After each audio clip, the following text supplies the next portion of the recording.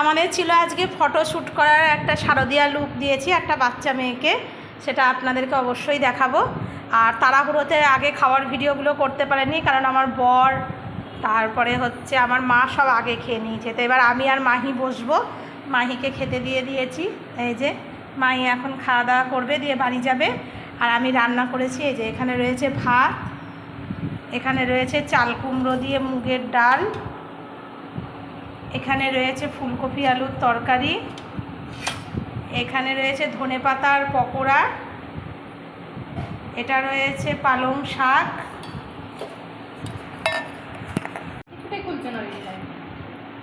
আর এখানে রয়েছে আলুর চিপস। মাহিকে খেতে দিয়ে নিয়েছি।